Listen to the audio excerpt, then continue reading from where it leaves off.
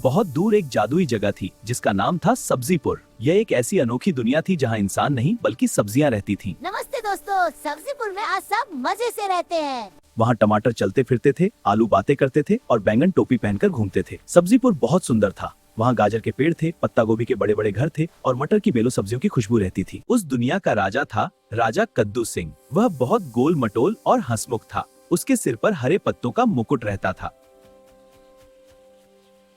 राजा कद्दू सिंह हमेशा कहते, हमारी ताकत हमारी एकता में है।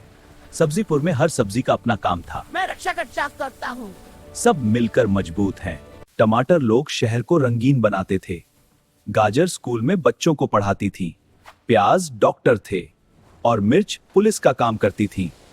लेकिन सबसे मजेदार था बैंगन बाबू। वह हर दिन नए कपड़े पहनता और खुद को सबसे सुंदर समझता। वाह, मेरी चमक तो राजमहल से भी ज्यादा है। इतना मत इतराओ वरना फिसल जाओगे। मैं सब्जियों का सुपरस्टार हूँ।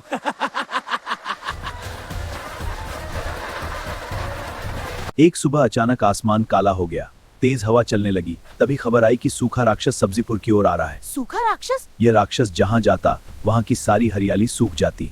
अगर सूखा राक्षस यहाँ आ गया तो हमारी दुनिया खत्म हो जाएगी। हाय, अब क्या होगा? हमें जादुई पानी की बूंद ढूंढनी होगी। हाँ, यही एक उपाय है। वह कहाँ मिलेगी? इंद्रधनुष पहाड़ी के पार। लेकिन वहाँ तक पहुँचना बहुत मुश्किल था। रास्ते में उबलता सूप, दलदल, मिर्ची घाटी और प्याज गुफा पड़ती थी। कुछ देर सन्नाटा रहा। मैं जाऊंगा। तुम तो थोड़ा दौड़ते ही थक जाते हो। आज मैं साबित करूंगा कि मैं सिर्फ चमकता नहीं, बहादुर भी हूँ। राजा खुश हो गए। यात्रा शुरू हुई। चलो दोस्तों। हाँ, हम तैयार हैं। बैंगन बाबू के साथ आलू, गाजर और छोटी मटर भी चल पड़े। सबसे पहले वे पहुंचे उबलता सूप दलदल में। वहां जमीन गर्म थी और हर कदम पर छपाक था। बैंगन बाबू ने तुरंत एक लंबा पत्ता पकड़कर उसे बाहर निकाला। फिर वे पहुंचे मिर्ची घाटी में। वहां इतनी तीखी हवा चल रही थी कि सबकी आंखों से आंसू निकलने लगे। सब हंसने लगे। किसी तरह वे आगे बढ़े। अब सामने थी प्याज गुफा। उस गुफा में जाते ही सब रोने लगे। मेरी चमक खराब हो जाएगी। लेकिन आखिरकार वे गुफा पार कर गए। हाँ, हमने किया। कई घंटों बाद वे इंद्रधनुष पहाड़ी पहुंचे। वाह, देखो इंद्रधनुष। चलो खेलते हैं। मजा आ गया। कोई भी जादुई बूंद नहीं सकता। डर गए। वहां बीचों बीच एक चमकती हुई नीली बूंद हवा में तैर रही थी। जैसे ही बैंगन बाबू उसे लेने आगे बढ़े, वह बहुत विशाल था। उसको एक ही राक्षस नहीं जा सकता। सब डर गए, लेकिन बैंगन बाबू आगे बढ़े। हम अपने सब्जीपुर को बचाएंगे। राक्षस ने तेज गर्म हवा छोड़ी। गाजर और मटर पीछे हट गए, लेकिन गेहूं गई, उधर रंजन राम बनाई और जादू भी जा गई।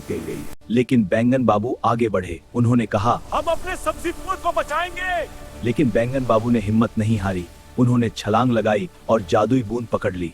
जैसे ही बूंद उनके हाथ में आई, उससे पूरा आसमान नीला हो गया। बारिश शुरू हो गई। सब्जी नाचने लगी, पेड़ लहराने लगे, फूल खिल उठे, नदियां बहने लगी। सूखा राक्षस धीरे धीरे पानी में घुलकर गायब हो गया। सब्जीपुर फिर से हरा भरा हो गया। देखो, मेरे हाथ में फिर से हरे भरे हो गए। हम सब मिलकर खुश हैं। राजा कद्दू सिंह बोले, आज बैंगन बाबू ने साबित कर दिया कि असली सुंदरता बहादुरी और अच्छाई में होती है।